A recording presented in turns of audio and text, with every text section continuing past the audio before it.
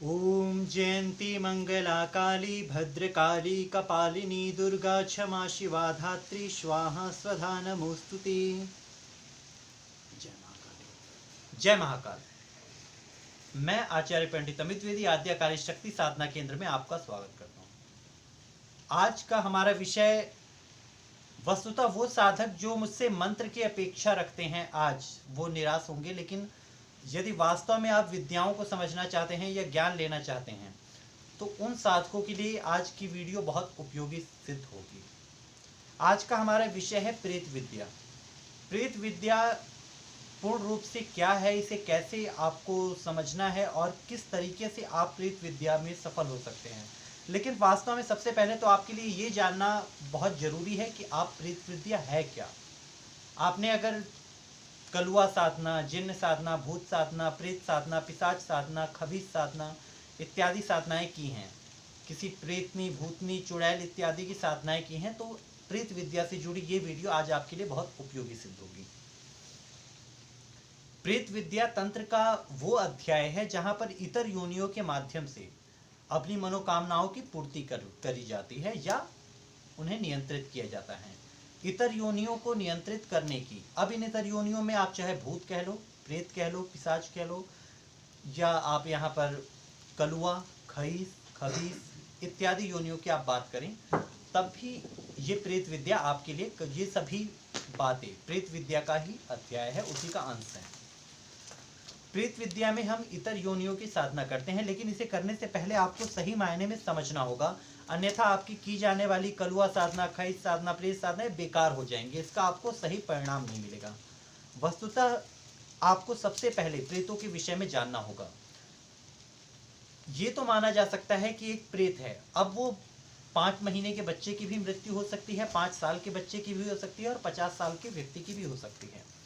कुछ व्यक्ति की मृत्यु अकाल मृत्यु होगी, कोई अपनी स्वाभाविक मृत्यु से मरेगा।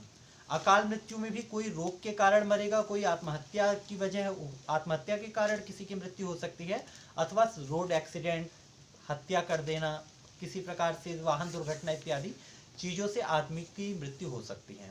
हर एक प्रकार से मरने वाले इतर योनि के उस प्रेत का शक्ति और सामर्थ्य अलग अलग होगा। यदि एक व्यक्ति रोगी होकर के मरा है तो जब वो सिद्ध होगा किसी के माध्यम से, अगर उसे आप सिद्ध करेंगे तो वो प्रेत जो आपके समक्ष होगा वो भी रोगी ही होगा, फिर चाहे वो किसी स्त्री का हो या पुरुष का हो।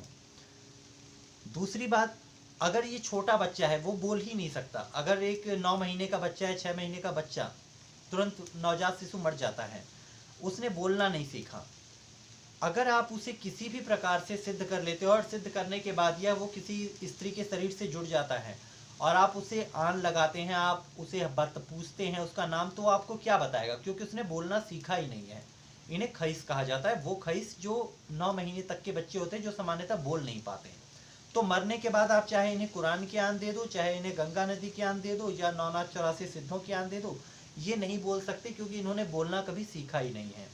इसके ऊपर में 5 साल से छोटे बच्चों की मृत्यु यदि हो जाती है तो वो कच्चा कलुआ कहलाते हैं। इन कच्चा कलुओं को सिद्ध करके सबसे ज़्यादा कच्चा कलुओं का उपयोग किया जाता है स्पर्श शक्ति देने में।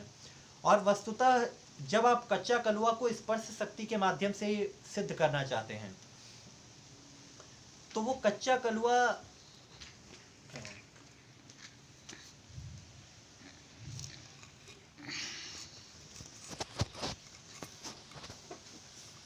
जब आप कच्चा कलुआ को स्पर्श शक्ति देना चाहते हैं तो आपको एक बात समझना होगा, फिर वो शमशान पीठ नहीं 100 पीठ साधना के अंतर्गत आती है। प्रेत विद्या में बहुत सी बातें हैं जिन्हें आज आपको मैं समझाने जा रहा हूँ। क्रमबद्ध तरीके से सबसे पहले आप इस विषय को समझिए कि प्रेतों में कौन कौन सी भिन्नताएं हैं, कौन कौन से उनमें भेद हैं, स्त्री और पुरुष के भेद किस प्रकार से होंगे और प्रेतों का स्वभाव कैसा होगा।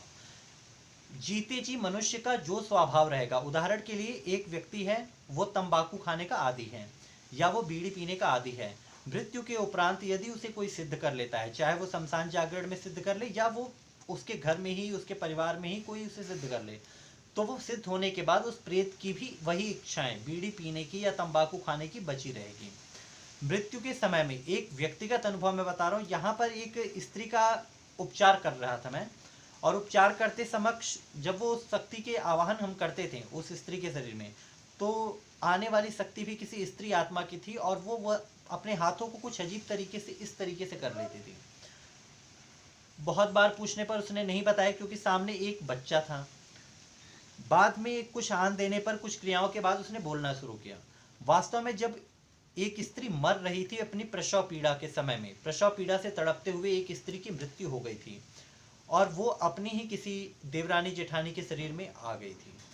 तो उस प्रसव पीड़ा को जब वो मृत्यु के उपरांत, आज मृत्यु के 10 साल 15 साल बाद भी जब वो किसी के शरीर पर या किसी के सिर पर आती है तो वो अपने जैसा ही वही दर्द, वही कष्ट अनुभव करती है। अगर एक उदाहरण के तौर पर सड़क या हादसे में किसी की मृत्यु हो जाए और उसके गले में एक लोहे का सरिया या सिर में उसके लोहे का सरिया चुभ जाए और उसकी मृत्यु हो जाए, ऐसे आदमी की खोपड़ी लेकर के आप एक साधना करते हैं और उस प्रेत सिद्धि के माध्यम से, प्रेत सिद्धि के भी अपने अपने तरीके होते हैं। कपाल क्रियाएं अलग हैं, 100 पीठ साधनाएं अलग हैं, शमशान पीठ में प्रेत सिद्ध करना अलग होता है। तीनों में सिद्ध होने की तरीके और उनके कार्य करने की क्षमताओं में भी फर्क होता है। तो अगर आप ऐसे व्यक्ति का आप कपाल लेकर के एक सिद्धि कर लेते हैं और आपको वो प्रेत सिद्ध हो जाता है, तो जब भी वो आपके पास आएगा आपके सिर में बहुत तेज दर्द होगा या आपके गले में बहुत तेज दर्द होगा, आप बोल नहीं पाएंगे। कारण जब उसकी मृत्यु हुई थी तो वो लोहे का सरिया उसके सिर में या गले में जहां भी लगा, उस समय उसकी अवस्था ये थी कि वो बोल नहीं पा रहा था या वो असीम दर्द से तड़प रहा था।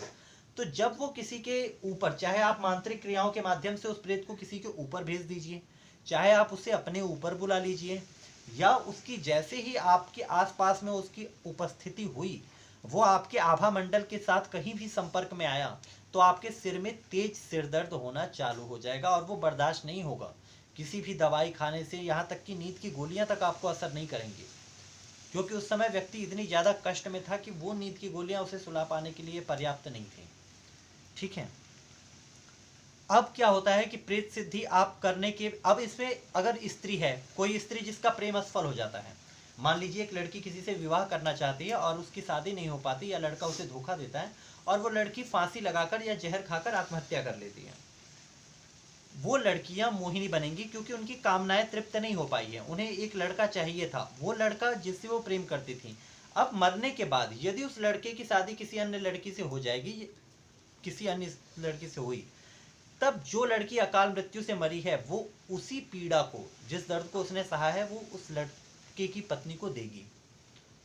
हम लोग कहते हैं ना कि मरने के बाद हमारे साथ क्या जाता है, आदमी खाली हाथ आया था खाली हाथ जा रहा है, लेके क्या जाएगा। मैं आपको बताता हूँ क्या जाता है। मरने के बाद आपकी सारी इच्छाएं आपके साथ जाती हैं, आपकी कामनाएं आपके साथ जाती हैं, आपकी वासनाएं आपके साथ जाती है, आपकी घृणा आपके साथ जाती है, आपका क्रोध आपके साथ जाता है, आपका काम आपके साथ जाता है, आपका अहंकार भी आपके साथ जाता है। एक राजा यदि मर जाए और मरने के बाद वो आपने उसे सिद्ध कर लिया, किसी क्षेत्रपाल बना के कर लिया, किसी को आपने वीर सिद्धि कर लिया, वीर सिद्धि भी प्रेत विद्या का ही हिस्सा है। प्रेत विद्या का मतलब सिर्फ ये नहीं कि मैं आपको किसी भूत या प्रेत की साधना बता रहा हूँ। प्रेत विद्या का वस्तुतः अर्थ ये है कि किसी भी प्रकार की इतर योनि आत्माओं को नियंत्रित करना, उन्हें समझना, उसके अनुसार आचरण करना। अब आप 5 साल के बच्चे के को सिद्ध करोगे तो आप कच्चा कलवा सिद्ध कर लोगे। बीच की बातें आती हैं, मुंजा साधना, 1.5 फुट। या आप एक बात बताओ, फुट शब्द का आविष्कार अंग्रेजों ने, अंग्रेजी भाषा से हुआ है। न ये इस्लामिक भाषा का, अरबी भाषा का शब्द है, न उर्दू का शब्द है, न ये संस्कृत का शब्द है फुट। तो 1.5 फुटिया नाम का प्रेत कहाँ से आ जाएगा? अगर 1.5 फुटिया प्रेत है तो उससे पहले कोई नई योनि तो नहीं बन गई ना, कि 8 से 1.5 फुटिया या मुंजा एक अलग योनि बन गई है, ऐसा नहीं है। वो भी प्रेत है। प्रेत की आयु, उसकी मृत्यु, उसकी साधना। अब ये साधना पद्धति भी अलग अलग हो सकती है। एक आदमी 100 पीठ साधना करता है। कई बार हम लोग ये देखते हैं कि आपने सुना होगा, जो लोग तंत्र में रुचि रखते हैं या तंत्र से जुड़े हैं, वो जानते होंगे कि कलुए, कच्चे कलुए, जो लोग प्रेत विद्या से जुड़े हुए थे वो लोग ये बात जानते होंगे कि कच्चा कलुआ में स्पर्श शक्ति होती है। अब आप मुझे एक बात बताओ, प्रेत विद्या को समझना होगा, नहीं तो आप प्रेत साधना में कभी सफल नहीं होंगे। और प्रेत साधना का मतलब सिर्फ एक प्रेत से नहीं है, इसका मतलब वीर से भी है, इसका मतलब कच्चा कलुआ या मुंजा से भी है, इसका संबंध खईस से भी है। आपको प्रेत विद्या समझना होगा, तभी आप इनकी क्रियाओं में, मोहिनी तक की क्रियाओं में आप सफल हो पाओगे।